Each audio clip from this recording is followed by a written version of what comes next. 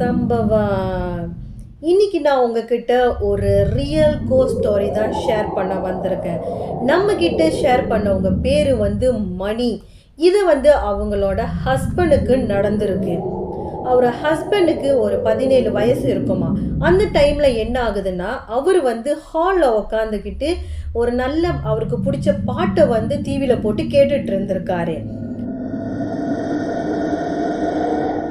அப்போ இவருக்கு ரொம்ப பழையான ஒரு பாட்டு, ரொம்ப பழைசா அந்த பாட்டு இவரோட காதுல கேட்டுடுக்கு. அப்போ இவர் யோசிச்சிருக்காரு, எங்கேருந்துடா இந்த பழைய பாட்டு கேட்குது, இந்த பாட்டு நம்ம வாழ்க்கையில கேட்டதே இல்லையே, என்ன பாட்டா இருக்கும் அப்படின்னு சொல்லி அவர் யோசிச்சுட்டு இருந்திருக்காரு. அந்த டைம்ல என்ன ஆயிருக்குன்னா, அந்த பாட்டு சத்தம் கொஞ்சம் கொஞ்சமா இவர் கிட்ட கேட்குற மாதிரி இவருக்கு இருந்திருக்கு. அப்போ இவர் என்ன பண்ணாருன்னா, பக்கத்துல இருக்கிற ஜன்னலை போய் திறந்து பார்த்துருக்காரு. அங்க பார்த்த உடனே அவருக்கு பயங்கர ஷாக் ஆயிடுச்சு. அவரு அங்க பாக்குறாரு, என்ன நடக்குதுன்னா, அங்க ஒரு வெள்ளை உருவம், ஒரு ரொம்ப வயசான ஒரு உருவம், உடம்பெல்லாம் சுருங்கி போய் அப்படியே ஒரு ரத்த கரையா அந்த மாதிரி இருக்கிற ஒரு உருவம், ஒரு ரேடியோவை கையில வச்சுக்கிட்டு பழைய பாட்டை போட்டுட்டு அப்படியே கேட்டுக்கிட்டு அந்த இடத்துல டான்ஸ் ஆடிட்டு குதிச்சுக்கிட்டு அப்படி இருக்கா.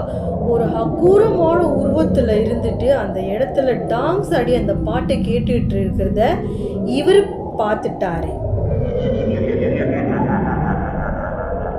ஸோ பார்த்த கையோட இவர் பயந்து போய் என்ன பண்ணியிருக்காருன்னா, பக்கத்தில் இருக்கிற அவங்க அம்மாவை கூப்பிடுறாரு. எவ்வளையும் ட்ரை பண்ணுறாரு, கூப்பிட பார்த்துக்கிட்டே இருக்காரு. ஆனால் அவர்னால கூப்பிட முடியல.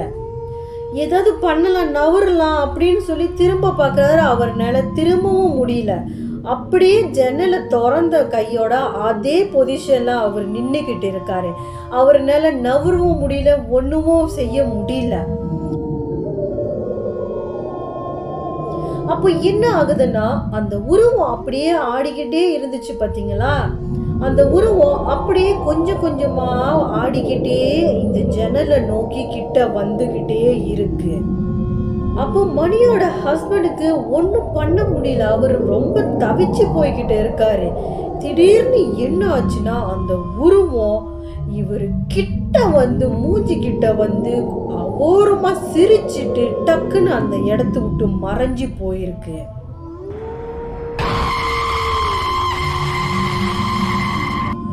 அப்போ இவர் என்ன பண்ணிருக்காருன்னா, அப்படியே அந்த இடத்துல மயக்கம் போட்டு விழுந்திருக்காரு.